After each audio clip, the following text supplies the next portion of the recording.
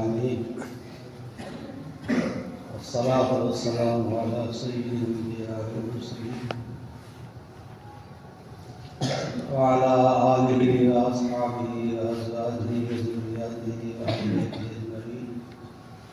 قال النبي صلى الله تعالى عليه وسلم: من سلك طريقا يلتمس فيه علما سهل الله له به طريقا إلى الجنة، اور كما قال عليه الصلاة والسلام.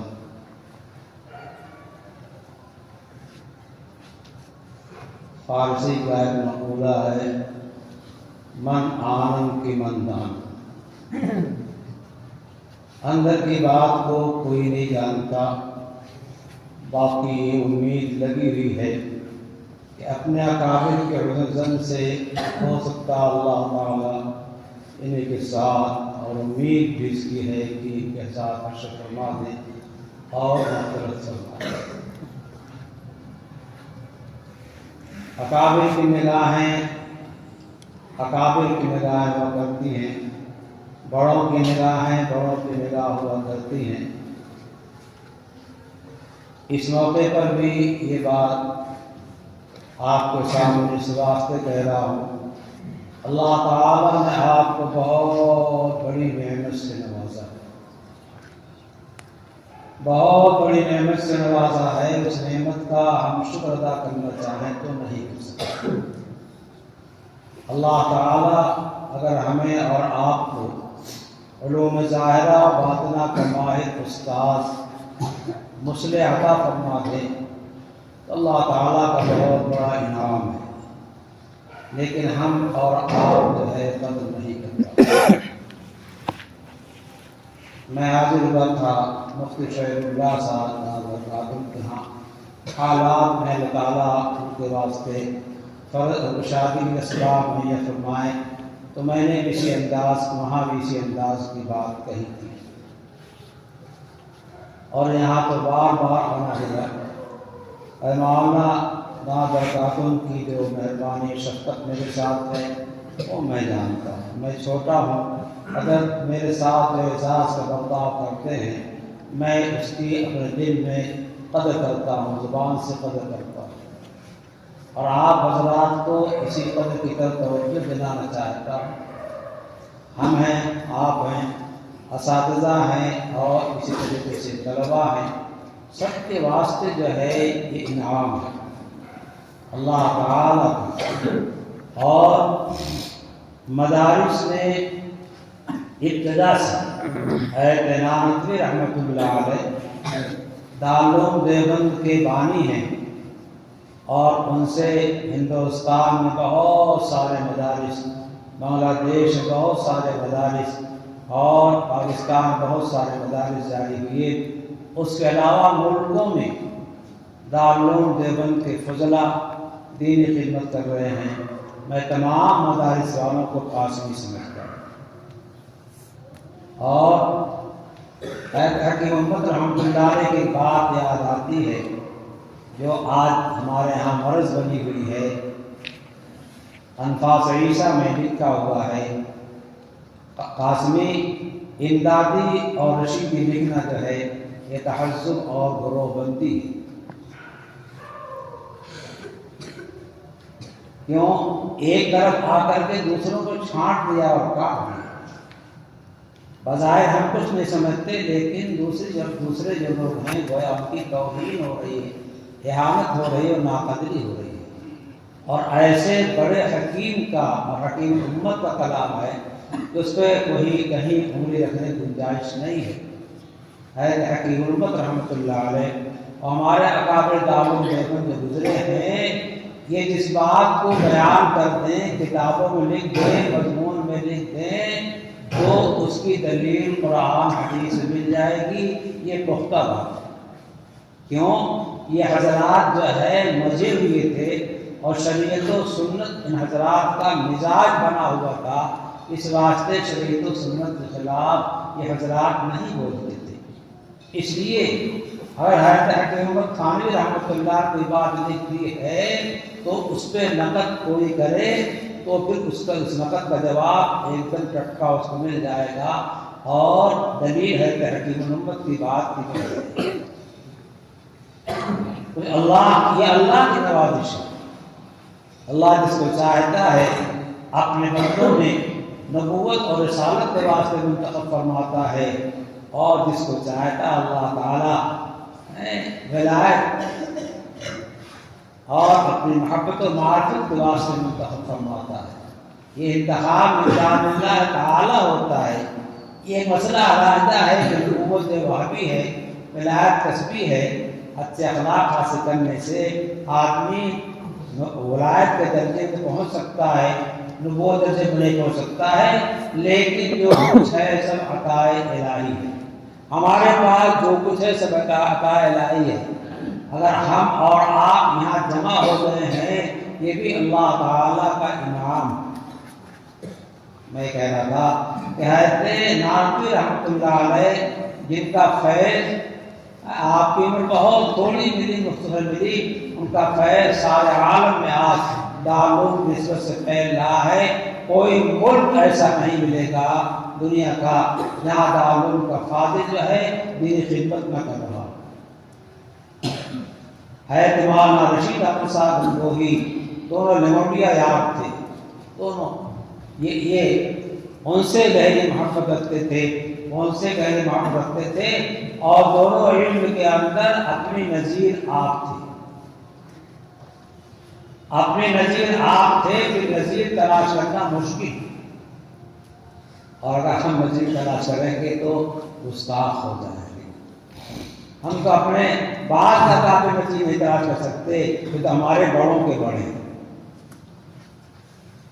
لیکن حضرت گنگوہی، حضرت تھانوی، حضرت گنگوہی اور حضرت مولانا قاسم نانوی رحمۃ اللہ علیہ، حضرت ہادی امداد اللہ رحمۃ اللہ علیہ کے آپ کے بیٹھ ہوئی، اور ان سے جو ہے نسبت باطنی حاصل کیا۔ حضرت ہادی صاحب باضابطہ عالم نہیں تھے، غیر عالم نہیں کہا جا سکتا ان کو۔ بصری شریف پڑھاتے تھے، غیر عالم نہیں پڑھا سکتا، آج کل کے علماء نہیں پڑھا سکتا، لیکن یہ نصابی انداز جو ہے نہیں تھا۔ اور پھر وہیں سے سلسلہ چلا دارالعلوم دیوبند میں، کہ اس وقت سے آج تک نسبت باطنی کے ساتھ جو دارالعلوم چل رہا ہے، وہاں کا اساتذہ کسی نہ کسی اللہ والے سے منسلک ہوتے ہیں، بڑی بڑی کتابیں پڑھاتے ہیں، مگر نور باطل حاصل کرنے کے واسطے اپنے کسی اللہ والے سے، چاہے عمر میں چھوٹے ہوتے چاہے بڑے ہوتے ہیں، ان کے ہاتھ میں ہاتھ دے کر کے عہد کرتے ہیں۔ اس عہد کا مطلب کیا ہے کہ ہم اصلاح کے تمام نشر فراز میں آپ جو کہیں اس طریقے سے زندگی گزاریں گے، اور یہ بزرگ کیا کہیں گے؟ وہی کہیں گے جو نبی پاک صلی اللہ علیہ وسلم کہتے ہیں، اللہ تعالیٰ کہتے ہیں۔ اسی واسطے آخر میں دعا کرتے ہیں کہ استطاعت کرتے ہیں، اس کے بعد یہ بھی عہد لیتے ہیں کہ سنت کی پابندی کریں گے، اذکار کی پابندی کریں گے، وقتی جو مصنون دعائیں ان کی پابندی کریں گے۔ حضرات لکھا ہے کہ مصنون دعائیں جو صبح شام کی ہیں وہ اوقات خاص اوقات کی ہیں، جو ان کا پابند ہو گیا وہ آدھا ولی ہو گیا۔ جس توجہ سے پڑھے گا آپ عادت ڈالیں، بس آپ کو یہاں تو سکھایا جا رہا، بار بار سکھایا جاتا ہے، مسجد سے نکلنا، مسجد داخل ہونا، بیت الخلاء کیسے جایا جائے، نکلا کیسے جائے، اور درسگاہ کیسے جائیں، کسی سے ملیں کیسے، مسافہ کیسے کریں، سلام کیسے کریں، ایک ایک چیز سکھائی جا رہی ہے۔ اور اس کا سلام بھی کیا ہے؟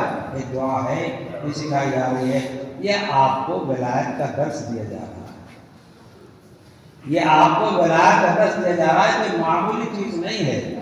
مظاہر سہارنپور کو دیکھ لیجیے، شیخ حدیث رحمۃ اللہ علیہ، اور مولانا خلیل احمد صاحب رحمۃ اللہ علیہ، اور اس کے اوپر دیکھ لیجیے، سب صاحب نسبت، صاحب باطن ہیں۔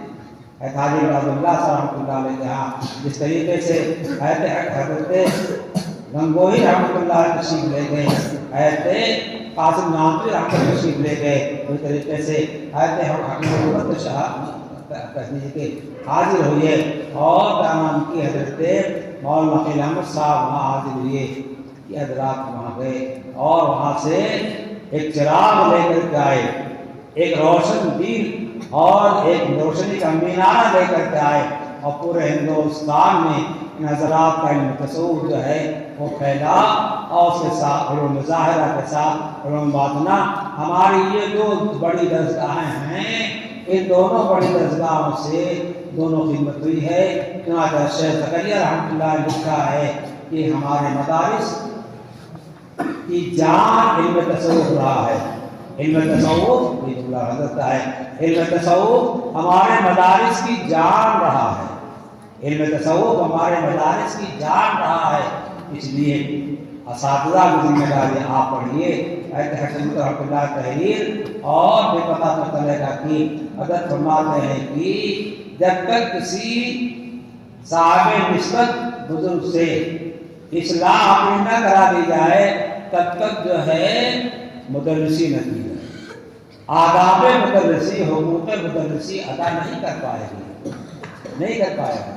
پھر آگے اس میں تفصیل ہو گئی کہ کم سے کم اتنا رکھے کہ کسی اللہ والے سے نسبت قائم کر لے، کوئی کام بغیر اس کے مشورے کے نہ کرے۔ وہاں سجاد رحمۃ اللہ نے ایک جگہ تحریر لکھا ہے، وصیت نامہ لکھا تھا، یہ ولی قاری مامون کے والد کی جماعت کو آپ نے عالم جماعت کو لکھ دیا تھا۔ اس میں جملہ ہے کہ اپنے ظاہر باطن کی اصلاح کے مقصد جو ہے کسی اللہ والے کے غلام بن جانا، کسی اللہ والے کے غلام بن جانا، بلا اس کے مشورے سے کوئی کام مت کرنا۔ اس واسطے کے دور یصلح مومنا ویمسی کافرا یمسی مومنا ویصبح کافرا کا دور ہے۔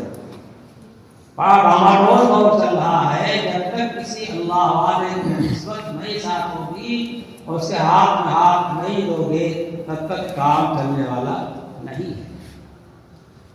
اس لیے بہت بڑی نعمت اللہ تعالیٰ آپ کو دیا ہے۔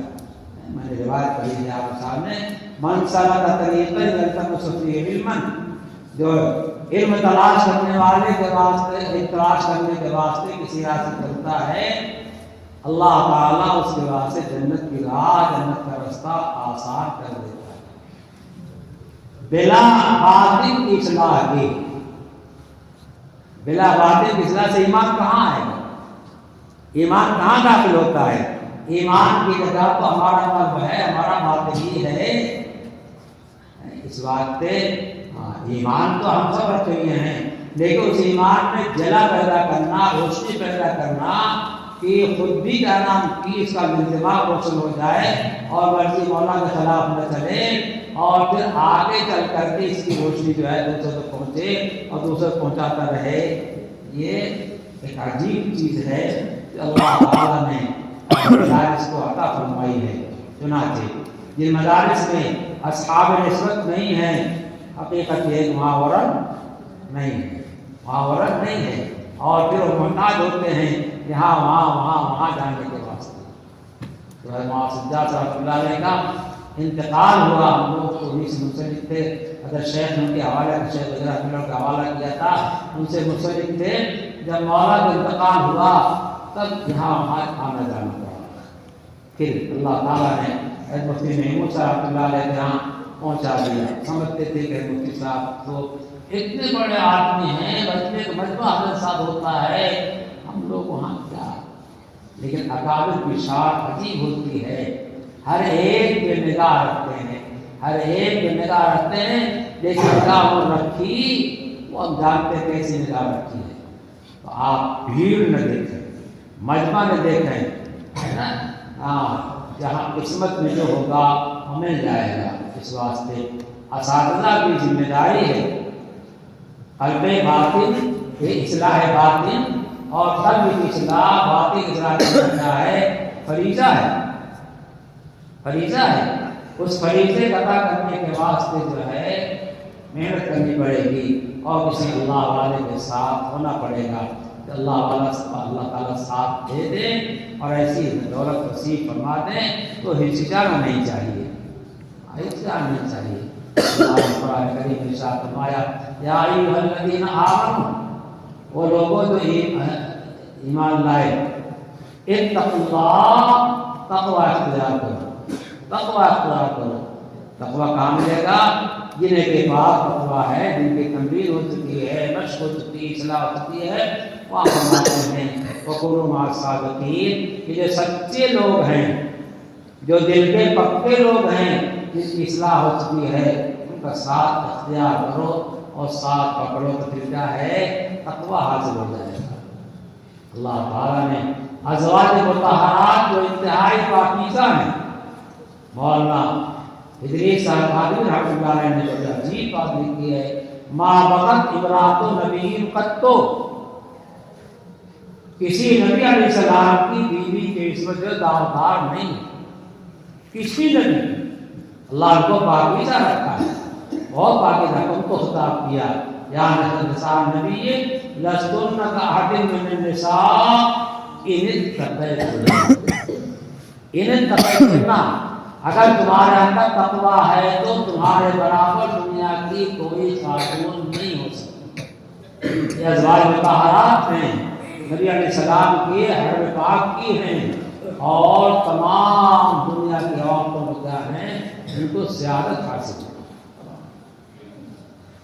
ایک مسئلہ لکھتا ہے مولانا قاسم ناظر رحمۃ اللہ علیہ نے آب حیات کے اندر، جس طریقے سے اس امت کے لیے حضور پاک صلی اللہ علیہ وسلم کی ازواج مطہرات مائیں ہیں، اسی طریقے سے تمام امت کے لوگوں کے لیے جو ہے ان کے ازواج کیا مائیں ہیں۔ حیات ناظر رحمۃ اللہ علیہ نے اس کو آب حیات میں لکھا ہے۔ بہرحال ایک مسئلہ ہے، میں اس وقت کہنا چاہتا ہوں، میرے ذہن کچھ نہیں تھا، جو میرے ذہن میں بات آتی گئی میں کہتا گیا، تو جنت کا راستہ کیا ہے؟ علم کا راستہ ہے، علم کے راستے سے آپ جنت پا جائیں گے۔ من سلک طریقا یلتمس فیہ علما، چل رہا ہے علم کے تلاش کرنے کے واسطے آپ یہاں آتے ہیں، اپنے گھروں سے، آپ اپنے کمروں سے درسگاہ میں جاتے ہیں، آپ اپنے کمروں سے سیکھنے کے واسطے مسجد آتے ہیں، یہ سب اللہ کا راستہ ہے۔ چنانچہ فرشتے احترام میں طالب علم کے سامنے رزق بتانے پر جاتا ہے، اپنے پروں کو جھکاتے نشاور کرتے ہیں۔ آپ نے دیکھا ہوگا چڑیا جو ہے اس کا بچہ چڑیا کھلاتی ہے تو چڑیا کے سامنے بچے جو ہے پر جو ہے جھکاتے ہیں، اسی طرح اس بات خضعان ان کے سامنے تواضعانہ جو ہے فرشتے آتے ہیں۔ فرشتے پاکیزہ مخلوق، پاکیزہ مخلوق، ان کے ہاں گندگی وغیرہ کوئی نام نہیں ہے، اور پاکیزہ ہیں، بدبو وغیرہ کا کوئی نام نہیں ہے، گناہ کا کوئی گزر نہیں ہے، لیکن ان کے سامنے یہ طالب علم جو ہے اتنے معزز ہیں کہ ان کے سامنے جو ہے اپنے پروں کو جھکاتے ہیں، بچھاتے ہیں اور ان کا اعزاز کرتے ہیں، ہم نہیں کرتے۔ اور کبھی اس سے بے ادبی مت کرنا، اس واسطے پیچھے بے ادبی کر کے لوگ کیا ہیں؟ قسمت پھوڑ چکے ہیں۔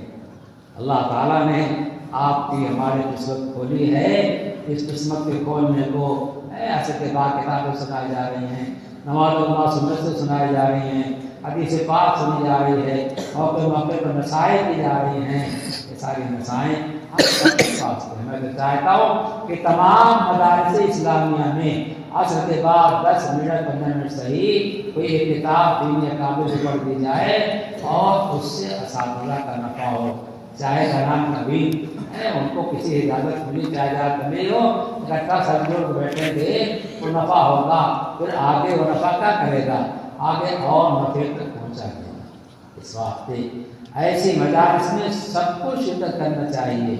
سنانے والا اس نیت سے نہ سنا سا ہم تو قوم کو سنا رہے ہیں، طلبہ سنا رہے ہیں، سنانے والا یہ سوچے کہ ہماری اصلاح کے واسطے بھی ہے اور سب کی اصلاح کے واسطے بھی ہے، ہم بھی اصلاح کے محتاج ہیں اور سارے حضرات اصلاح کے محتاج ہیں۔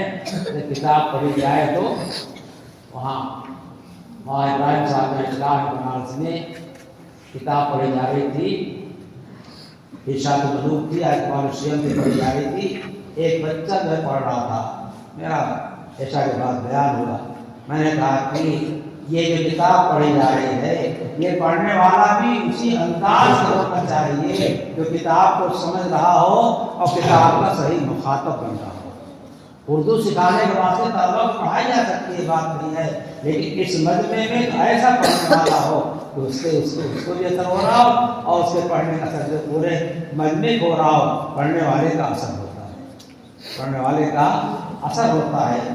اس واسطے آپ حضرات اس وقت میں یہاں موجود ہیں، اللہ کے بھیجے ہوئے، اللہ نے موقع آپ کو فراہم کیا ہے، کھانا مل رہا، پینا مل رہا، سونا مل رہا ہے، ضرورت پڑتی ہے بستر مل جاتا ہے اور چیزیں مل جاتی ہیں، راحت کے تمام اسباب آپ کے واسطے مہیا کیے جا رہے ہیں واسطے، تاکہ آپ اللہ والے بن جائیں، علم والے بن جائیں، تقوی والے بن جائیں، پرہیزگاری والے بن جائیں، اللہ کے سچے پکے بندے بن جائیں، رسول پاک صلی اللہ علیہ وسلم کے محبوب بن جائیں، اللہ کی رضا کے تلاش کرنے والے بن جائیں، رسول اللہ صلی اللہ علیہ وسلم کی سنتوں کا اتباع کرنے والے بن جائیں۔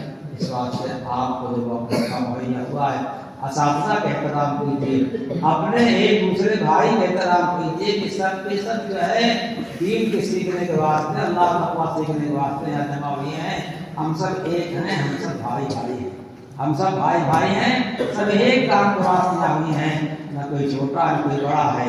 یہ الگ بات عمر کے لحاظ سے بڑا چھوٹے کو شکر کرے، چھوٹا بڑے کے ساتھ احترام کا برتاؤ کرے، بھائی کہہ کے بلائے، پکار کر نہ بلائے، بلا ہنسے نہ اور اس کا مذاق نہ اڑائے، اس کا کٹھا نہ اڑائے۔ کیوں؟ اس جماعت میں سے نواز خدا پاک یہاں اللہ کا کتنا بڑا مقرر بننے والا ہے، ہمیں آپ کو پتہ نہیں، اس سے اللہ تعالیٰ کون سا کام لینے والے ہیں ہمیں آپ کو پتہ نہیں ہے۔ اس واسطے اہتمام کیجیے، چھٹی میں آپ گھروں میں جائیں گے، یہاں جس طریقے سے آپ کو نماز کی پابندی، تلاوت کی پابندی سکھائی گئی ہے، سنتیں سکھائی گئی ہیں، آپ جہاں جائیں جو سنتیں سکھائی گئی ہیں ایسا عمل کریں کہ دنیا دیکھے جہاں فلاں جگہ جو ہے سنتوں کا اہتمام کرایا جاتا ہے، سنتیں سکھائی جاتی ہیں، تاکہ لوگ کیا سمجھے ہاں وہاں کی تعلیم کیسی ہے اور ان کے اندر تربیت آپ کے عمل سے ہو۔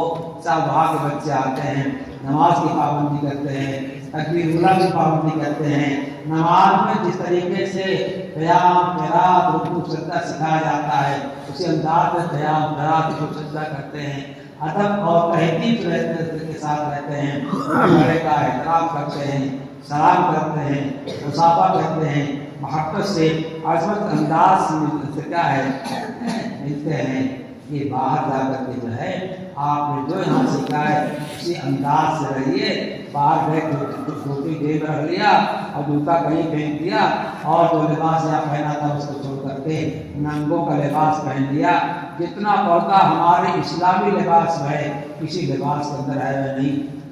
حیا اسلام کا خاص شعبہ ہے، حیا اسلام کی خاص علامت ہے، حیا ایمان کا خاص جزو ہے۔